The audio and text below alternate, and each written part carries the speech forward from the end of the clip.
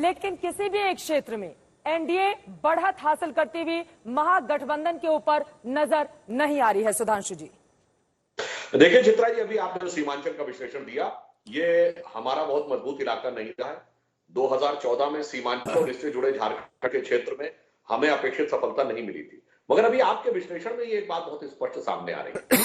एक तरफ महागठबंधन दो वर्गों पर आधारित दिखाई पड़ रहा है, चूंकि जहां जहां उसकी संख्या ज्यादा है वहां वो बहुत अच्छी स्थिति में नजर आ रहे हैं और उनका जो भी प्रभाव है वो अपनी जगह इंटैक्ट है।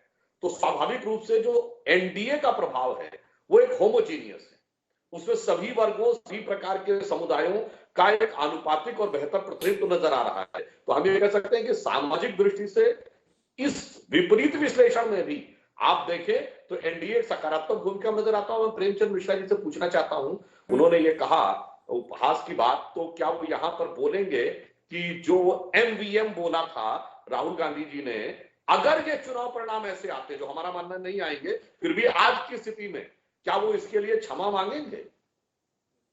इस सवाल का जवाब प्रेमचंद्र जी से मैं लूंगी, लेकिन जल्दी से एक और सवाल, चूंकि आखिरी दौर में 78 सीटों पर आज ही मतदान खत्म हुआ है। सुधांशु जी, ये जो सीमांचल की 24 सीटों की हम बात कर रहे हैं, आपको बता दें कि आखिरी दौर के मतदान के ठीक पहले नीतीश कुमार जब इमोशनल कार्ड खेलते हुए ये कहते हैं कि मेरा आखिरी चुनाव है, अंत भला तो सब भला, लेकिन ये इमोशनल कार्ड भी काम नहीं आता है और सियासी सरेंडर जैसा मैसेज जाता है। शायद इसी वजह से आंकड़े इस तरह के निकलकर सामने आए हैं। सुधांशु जी, जो उन्होंने वो बात कही वो तो जनता दल यू ने उस विषय में नीतीश कुमार जी के संदर्भ और इस प्रकार के वक्तव्य का किसी भी प्रकार का विश्लेषण दिया जा सकता है, पर जनता दल ने उसे स्पष्ट कर दिया है। और अगर नीतीश कुमार जी को ऐसा कोई बयान देना होता तो वो पहले भी दे सकते थे, परंतु वह जिस संदर्भ में बोला था कानूनी मामला था, उन्होंने अपने ढंग से स्पष्टीकरण दे दिया है कि कोई राजनीति से संन्यास जैसा कोई इसका निष्कर्ष या अर्थ नहीं है। परंतु मैं यह भी कहना चाहूंगा, तो मैंने अभी बोला था एक चीज और प्रेमचंद जी से, देखिए उन्होंने हमारे लिए उपहास की बात कही, मैं तो कहूंगा पूरा गंगा का मैदान, चुनाव कोई भी जीते, उत्तर प्रदेश, बिहार और बंगाल, कांग्रेस केवल हास परिहास का ही विषय रहती है, वो सत्ता में हो या प्रतिपक्ष में हो। तो यह देखने का विषय होगा कि जब 72 घंटे के बाद वास्तविक अंक आएंगे तब किसका हास और किसका परिहास होता है।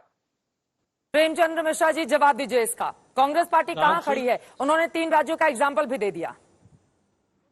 नहीं, ये हमको समझ में नहीं आती है। भारतीय जनता पार्टी अपने आप को विश्व की सबसे बड़ी पार्टी कहती है, फिर भी आज तक बिहार में नीतीश कुमार की पिच लगू है।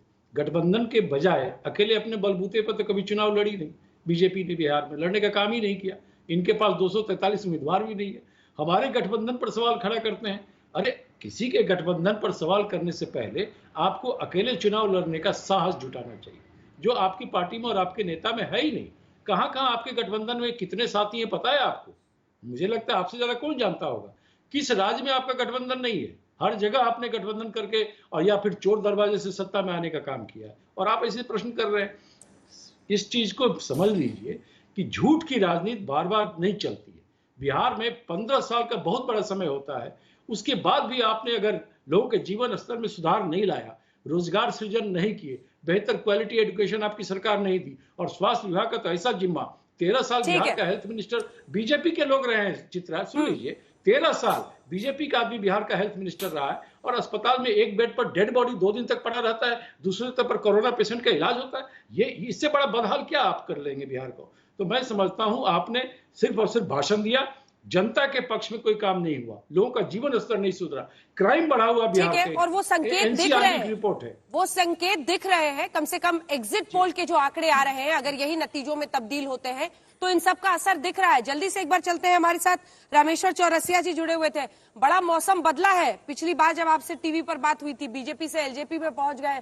चौरसिया जी, आप लोग का तो खाता ही नहीं खुलता दिख रहा अभी कहीं भी, और कहा नीतीश कुमार को जेल के सलाखों के पीछे पहुंचवा रहे थे। देखिए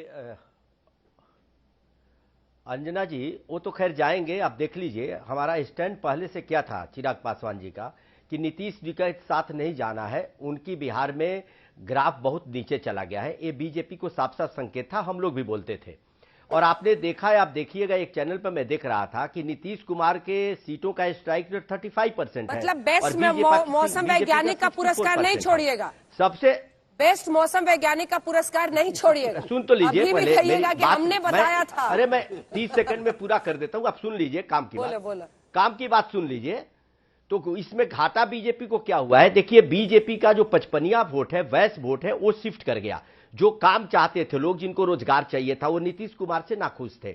तो नीतीश कुमार को जीवन दान नहीं देना था एलजेपी को। ये पहले से तय था 3 महीना पहले से कि एलजेपी वहीं लड़ेगी, मतलब बंगला छाप वहीं होगा जहां कमल नहीं होगा, और नीतीश के खिलाफ लड़ेगी। तो इसका परिणाम आपको दिख रहा है। और ये डे 1 से कहा जा रहा था कि नीतीश कुमार के राज में चरम पर भ्रष्टाचार है, और जिसका जिक्र प्रेमचंद मिश्रा जी कर रहे थे, वो भी एक सच्चाई है कि आप एग्रो इंडस्ट्री नहीं लगा पाए। मुजफ्फरपुर का नाम लेते हैं, वहां लीची की नहीं लगा पाए, आलू का नहीं, आप कौन सा काम किए? एक इंडस्ट्री आप बाहर से नहीं लाए, कैसे रोजगार दीजिएगा?